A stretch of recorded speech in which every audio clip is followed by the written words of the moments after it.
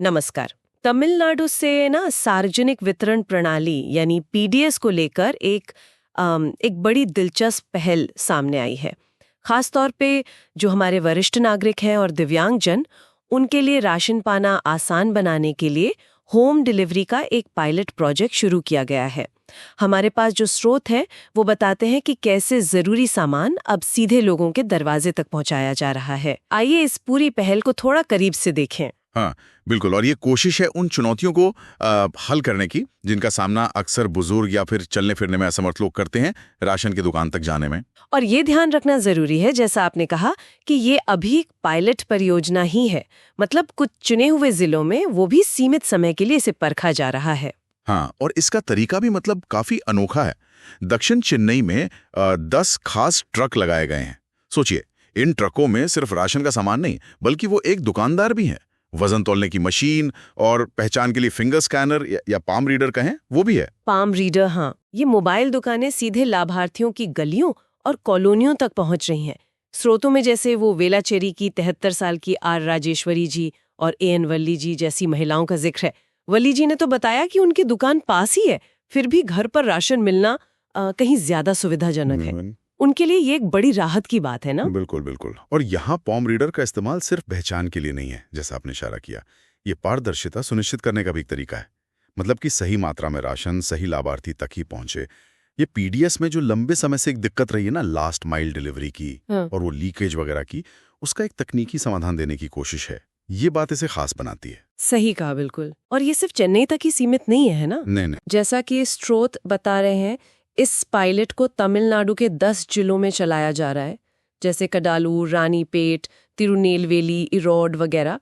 और इसमें ग्रामीण, शहरी, तटीय, पहाड़ी, मतलब हर तरह के इलाके शामिल किए गए हैं। शायद इसलिए ताकि अलग अलग माहौल में इसकी व्यवहारिकता को परखा जा सके। हाँ बिल्कुल, अलग अलग जगहों पर क्या चुनौतियां आती हैं ये देखने के लिए। लक्ष्य करीब 5000 लाभार्थियों तक पहुंचने का है इसमें। हाँ। और देखिए, इस पहल का स्वागत तो हुआ है, जाहिर है लोगों को सुविधा मिल रही है, लेकिन एक आलोचना भी सामने आई है। वो उपभोक्ता अधिकार कार्यकर्ता है ना, टी सदा गोपालन जी, उन्होंने ध्यान दिलाया है कि सरकार ने इस योजना की पहले से कोई मतलब घोषणा नहीं की। अच्छा।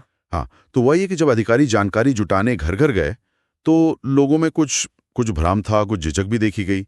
शायद पहले से जानकारी होती तो ये प्रक्रिया और सुगम हो सकती थी।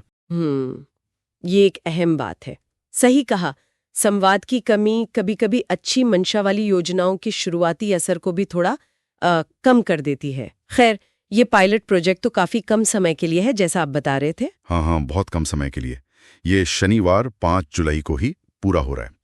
इसमें सहकारी समितियों की जो दुकानें हैं उनसे जुड़े वाहन इस्तेमाल हो रहे हैं। और स्रोत ये भी बताते हैं कि इस पायलट के नतीजों के आधार पर ही मुख्यमंत्री एमके स्टालिन जी इसके भविष्य पर अंतिम फैसला लेंगे। अगर ये सफल रहता है, जैसा कि उम्मीद की जा रही है, तो ये वाकई सामाजिक कल्याण और जरूरतमंदों तक पहुंच आसान बनाने की दिशा में एक महत्वपूर्ण मॉडल बन सकता है। तो कुल मिलाकर देखें तो ये तमिलनाडु सरकार की एक नई, एक इनोवेटिव कोशिश है राशन वितरण को खासकर बुजुर्गों और दिव्यांगों के लिए ज्यादा सुलभ और प्रभावी बनाने की। फिलहाल ये परीक्षण के दौर में है और इसके नतीजे ही तय करेंगे कि ये व्यवस्था आगे बढ़ेगी या नहीं। और ये हमें एक सोचने का बिंदु देता है ना, कि अगर ये पायलट सफल होता है तो क्या आवश्यक वस्तुओं और सेवाओं के लिए इस तरह की लक्षित तकनीक सक्षम होम डिलीवरी का मॉडल, क्या इसे सामाजिक कल्याण को बेहतर बनाने के लिए दूसरी जगहों पर भी, खासकर उन लोगों के लिए जिन्हें इसकी सबसे ज्यादा जरूरत है, क्या इसे अपनाया जा सकता है या बढ़ाया जा सकता है? ये सवाल भविष्य की योजनाओं के लिए मुझे लगता है काफी महत्वपूर्ण होगा।